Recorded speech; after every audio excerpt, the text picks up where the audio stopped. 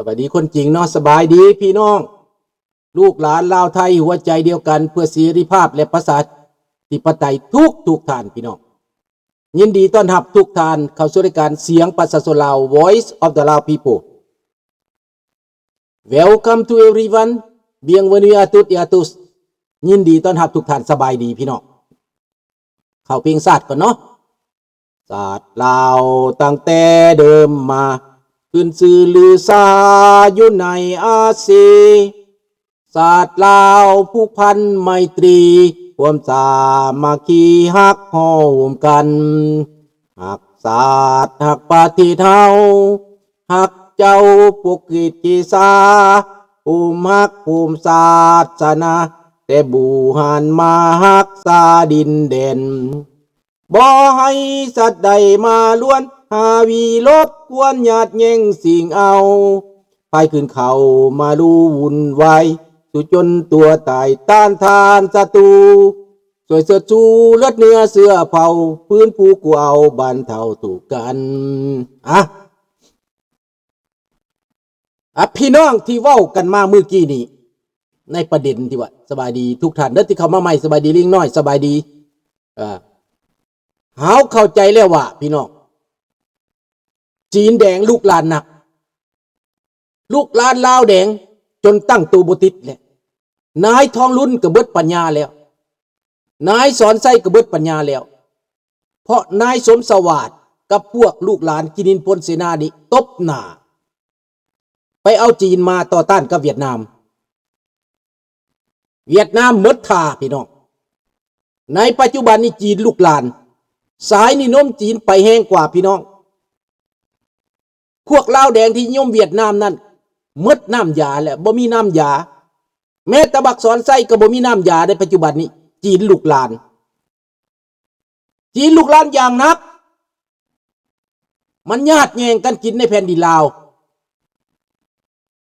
มันแสวงหาผลประโยชน์และมันยึดมันครอบงำมันเฮ็ดทุกสิ่งทุกอย่างเพื่อจะได้แผ่นดินลาวไปเป็นของมันเป็นทาสมันเจ๊กนี่อันตรายกว่าเกลไปอีกในตอนนี้นะเพราะว่ามันบ่ได้เห็นใจพวกเฮาจักดีนี่คือความจริงพี่น้องที่มันกำลังเกิดขึ้นคนลาวจะต้องหูมาฟังเสียงประชาชนลาวที่เขาจมเขาว่าเด้อมาฟังเป็นความจริงทหารกระจมตำรวจกระจมพ่อแม่พี่น้องประชาชนกระจมฟัง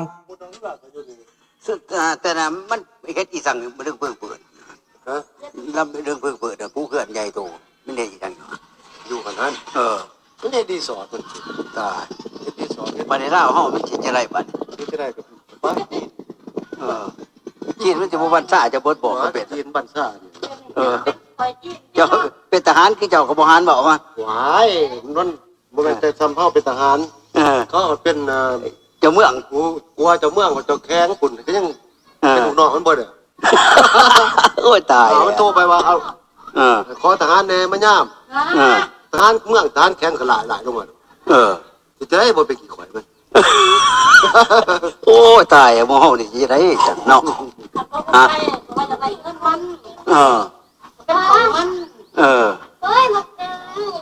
ฟังเอาเด้อพี่เจ้าเอาจำนี้ก็ได้แล้วประชาชนเขาว่าเต็มบ้านเต็มเมืองนะเต็มบ้านเต็มเมืองประชาชนนั่นเขาวิพากษ์วิจารณ์ทหารตำรวจก็บ่ดีใจประชาชนก็บ่ดีใจประชาชนฮู้จักความจริงแล้วเดี๋ยวนี้ทหารก็ไปเป็นทหารยามให้เจ๊กคันเจ๊กอยากได้อย่างนายสั่งไปโลดสั่งให้ลูกน้องไปโลดเป็นหุ่นเซิร์ชให้เขาปัจจุบันนี้นะ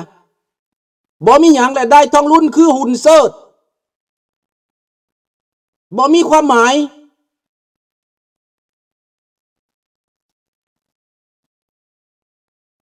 ประชาชนลาวกับเฟิร์นตัวเองเห็นแต่แกลินแกกินแกมวนคนลาวอยู่นอกประเทศก็ยังบ่ใส่ใจเรื่องบ้านเรื่องเมืองนี่แหละความจริงนะมันเป็นความจริงพี่น้อง ปฏิเสธบ่ได้ดอกทหารก็จนว่าออกปากว่าคันบักเจกมันต้องการหยังเพราะว่าเจ้าแขวงก็กินเงินน้ำมันเจ้าเมืองก็กินเงินน้ำมันเงินกองตุเงินขายซาดมันอยากได้บ่อแฮมันเอาเงินหยัดปากให้มันอยากได้หยังให้เบิดจีนกับแก้วแข่งขันกันแนวใดวะสันจีนนี่เอาเงินฟาดปากแก้วนี่เอาอำนาจตบหัวบักแก้วนี่มันใส่อำนาจใส่การเมืองบักแก้วบักจีนนี่บ่สนใส่ลูกเจี้ยยิงโลดเงินหยวนฟาดโลดฟาดปากบักทหารลาวบักตำรวจลาวบักเจ้าแขวงลาวเรียบร้อยนี่คือความจริงที่มันเกิดขึ้นในบ้านในเมืองนี่ที่มันเกิดขึ้นกับประเทศเฮา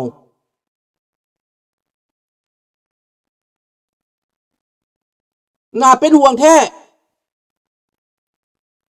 เขตหนองบึกหาดงนาสูกเขาซื้อเอาบดแล้ว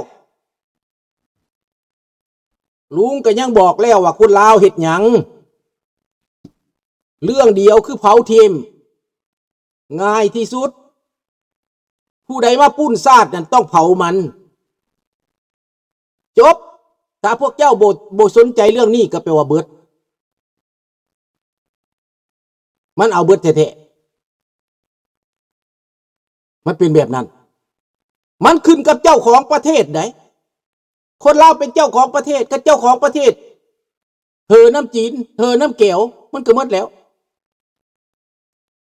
เจ้าสิมาบอกว่าเจ้าหักซาดเจ้าสิมาปากมาเถียงมันก็ไปขาแท้ลิงหน่อยหาบ่ตั้งเถียงมันเบิดบ้านเบิดประเทศพากันเฮ็ดแบบนั้นลงมือโลดบ่ต้องเถียงเผาซื่อๆบ่ฮู้จักบ่เห็นบ่ฮู้เฮ็ดคือสมัยโบราณหั่นเห็นบ่สมัยโบราณเพิ่นโง่บ่ชาวบ้านข้าพเจ้าเคยเล่าพวกท่านฟังเลยเด้ขณะญี่ปุ่นหมวดหนึ่งทหาร20กว่าคนพอตู้ข้าพเจ้านี่เอาหน้าไปหลัดยิงหน้านองติดนองแต่ละคนชาวบ้านประมาณ50-100 คนดักอยู่ตามสายทางมันมาเป๊กใส่โลดตายญี่ปุ่นเอาไปฝัง8 คนเหลือแต่หันกระแตกทับสู้ไทยบ้านบ่ได้ไทยบ้านรู้จักว่าดินตอนใดทางไปเส้นใดการต่อสู้มันต้องต่อสู้แม่นประชาชนต่อสู้รัฐบาลก็เฮ็ดหยังบ่ได้ความชอบธรรมมันขึ้นกับประชาชนในโลกกับพร้อมประชาชนเขาบ่ไปพร้อมจีนเด็ดขาดพี่น้องเห็นบอกคือยูเครนคู่มือนี่นะเขาบ่ได้พร้อมรัสเซียได้เขาพร้อมยูเครนได้พี่น้องต้องเข้าใจได้เจ้าสิมาเถียงการเมืองมันเอาไปขาแท้คันงูน่ะเจ้าสิมาออกคลิปเว้ามันสิได้บ่เจ้าแม่นบ่ล่ะมันต้องเป็นแบบนั้นเขายาบ้ามาให้สแตกเขาความอยากมาให้เจ้าเด็กน้อยเศร้าหนุ่มพากันติดยาบ้าพากันตีกันพากันมวนเต้นเดาะเต้นดองเป็นบ้าเบิดประเทศแล้วน่าสมเพชเวทนาอ้างว่าตัวเจริญบางคนบ่ดีใจกันผู้ใดเว้าให้เรามันเจริญมาตอบโต้เฮาโอ้ยคันเฮาเว้าหลายเพิ่นว่าเฮาดูถูกกบในกะลามันก็เป็นอย่างสั้นแหละให้คือเอาเจ้าของประเทศโมเฮ็ดหยังควายกินก้ากระเสยควายกินเข่ากระเสยเขาหลักเอาหยังกระเสยเขาลูกสาวไปกระเสยเขาเหยียบหัวกระเสยเมาบ้าเมามวนเมาอวดเมาอ้างเมาแสดงเมาว่าตัวเก่งหลงตัวเองพี่น้องประชาชนลาวทุกมือนี่หลงตัวเองพี่น้องอยู่ลาวนอกเห็นเวียกอยากตายฝากเงินมาให้100 100 200ว่าหน่อยพูดบ่พอใจให้100บ่พอใจให้200ก็บ่พอใจเงินสำนี้เอามาหยังว่าสั่นคนลาวเป็นบ้าแล้ว เป็นบ้าแล้วแบบนั้นน่ะเขาเฮ็ดเวียกสิตายเขาฝากไปให้ยังด่าเขานะให้คือเดาแปลว่าบ่จักความนี่คือความจริงพี่น้องชาติบ้านเมืองน่ะถ้าหากว่าเจ้าบ่เข้าใจน่ะลุงหลานเห็นใจที่ลุงคิดว่าบ้านเมืองเฮาน่ะตื่นเท่าทุกคนซอยลุงมีส่วนหนึ่งตื่นแม่นแต่ยังอีกส่วนหนึ่งเป็นบ้าพวกข้าราชการพวกเจ้านายเป็นบ้าเห็นบ่คันซอยมันได้แล้วมันสิมีหยังโอกาสมันสิมาแล้วตอนนี้ก็พร้อมใจกันเบิดประเทศเบิดบ้านนั่นเผาทิ่มของจีนหั่นน่ะเห็นบ่อันใดเป็นของจีนแล้วเผาทิ่มโลดบ่เอาสินค้ากับเผาทิ่มบ่ต้องเอาบ่ต้องกินซื้อสินค้าไทยพุ่นคันว่าสิตายแท้ก็ได้งั้นต้องเบิ่งเฮ็ดเอาเองสิ่งเฮาต้องการไม่หยังสินค้าเครื่องนุ่งเฮาก็เฮ็ดเป็นแม่นบ่ล่ะยิบเป็นตั้งโรงงานเองยิบเองก็ได้คนลาวน่ะมีหยังเป็นหยังสิเฮ็ดบ่เป็นเฮ็ดเป็นเบิดนั่นแหละเฮาต้องการหยังเกลือเฮาก็ต้องการเกลือพัดไปขายให้เขาซ้ำน้ำตาลเฮาก็เฮ็ดเป็นเห็นบ่ล่ะน้ำอ้อยสมัยก่อนแซ่บกว่าน้ำตาลอีกประชาชนเฮ็ดเองเป็นพี่น้องสมัยก่อนน่ะน้ำตาลนั่นประชาชนเพิ่นกินน้ำอ้อยเอาวัวเอาควายมาแก่บิดเอาแล้วก็ไปต้มเคี่ยวแล้วก็มากินเหมือนกับน้ำตาลนั่นแหละบ่ได้แตกต่างหยังกันเห็นบ่ล่ะเฮาเฮ็ดเองเป็นเบิดแต่เฮาบ่นิยมเฮาไปนิยมต่างชาติเฮาไปนิยมผู้อื่น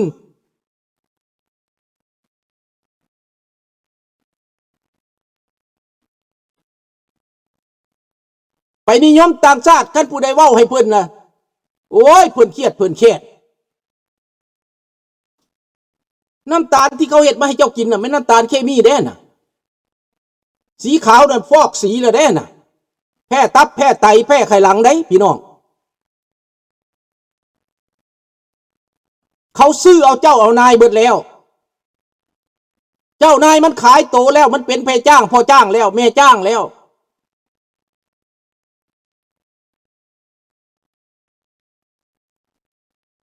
ถ้าเข้าใจนะมันแต่ดุลแล้วพี่น้องเจ้าไปเครียดให้อเมริกาไม่เห็นอย่างให้เจ้าไล่เบิ้งเขาตัวคนลาวให้เครียดอเมริกาเอาเงินมาทิ่มใส่เมืองลาวดิซอยเมืองลาวตั้งแต่ต้นอเมริกาเอาเงินมาซอยเมืองลาวอันเขาทิ่มระเบิดเขาก็ทิ่มระเบิดใส่หัวแก้วเจ้าแล่นไปน้ำแก้วเจ้าก็ถึงระเบิดส่วนหลายถามไหมพวกเสียงขวางซ้ำเหนือเขาขนมาไว้อยู่เวียงจันทน์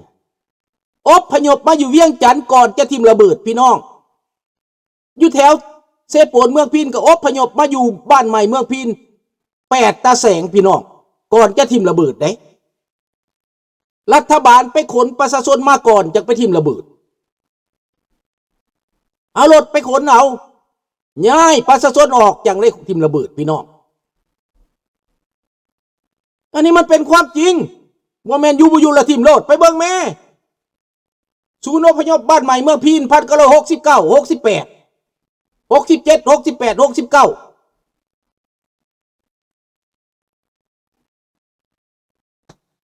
ตาแสงย้ายมาอยู่หั่นน่ะอเมริกาปลูกโรงเรียนให้ปลูกบ้านให้ข้าวปลาอาหารมาแจกให้ของกินของอยากมาแจกให้ทุกเดือนพี่น้อง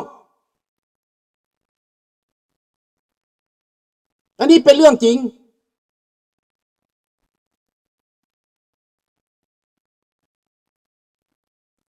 แม่นโรงงานน้ำตาลก็มีแต่ก่อนเราน่ะ